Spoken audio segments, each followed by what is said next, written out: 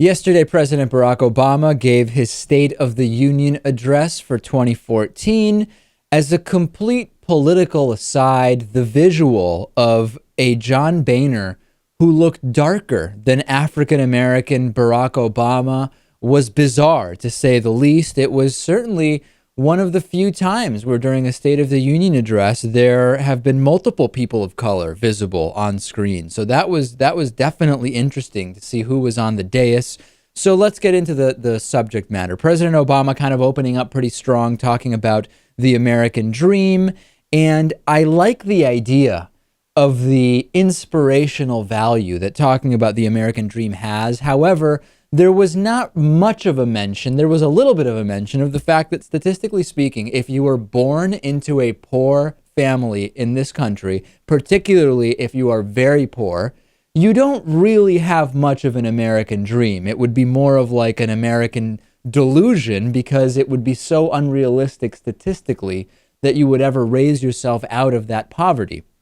That being said, one of the most controversial parts of the speech was President Obama calling for a $10.10 per hour minimum wage. The right certainly doesn't like it. There have been countless comebacks and disagreements over whether supply side or demand side economics are where we should be focusing, in spite of the fact, of course, that supply side economics have essentially failed historically almost every time, and demand side economics have not failed almost every time. Putting that aside, the $10.10 minimum wage is the recommendation from President Obama. He talked about growing inequality. It's good to mention what will be done. One of President Obama's ideas was instead of an IRA, what he described as a My RA.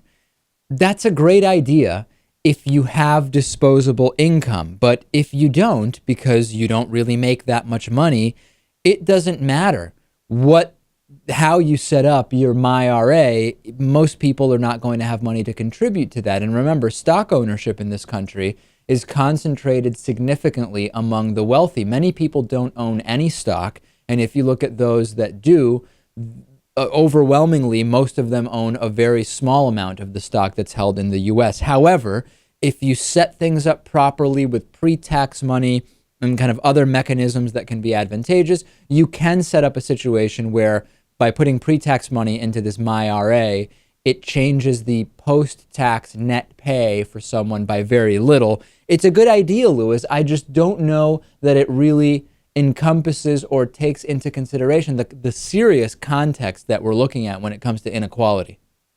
No, I don't think it even comes close, unfortunately. But a living wage, that's a different story. We had one line about drones and the NSA. I said yesterday, I'm curious whether the subject of drones or the subject of the NSA will come up. Certainly, there's no big incentive for President Obama to discuss topics on which he is not particularly popular, and he basically stayed away from it. His one line about it was, so even as we aggressively pursue terrorist networks, America must move off a permanent war footing. That's why I've imposed prudent limits on the use of drones, for we will not be safer if people abroad believe we strike within their countries without regard for the consequence.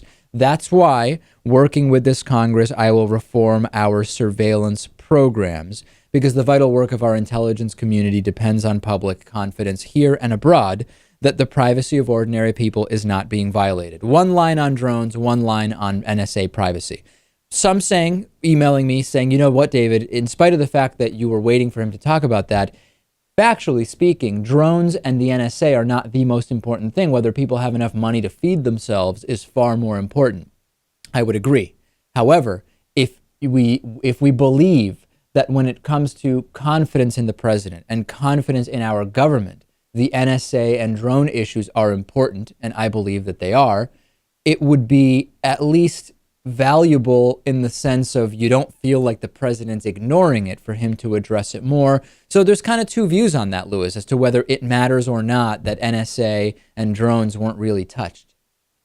Of course, people want to hear about it. I mean, that seems like it's taking up more of the discussion than income inequality, at least on what we call corporate news. So, yeah, it didn't surprise me that there's just one line about it. Of course, he's massively unpopular. And despite this one line, I don't think that he necessarily even has any plans to scale down what's going on with drones. Also calling for the closing of Guantanamo Bay. Again, I still hope it happens. We're 5 years in. It was a campaign promise that President Obama just wasn't able to keep. I still hope we do close Guantanamo Bay because I think that would be the correct thing to do, and I hope that it happens.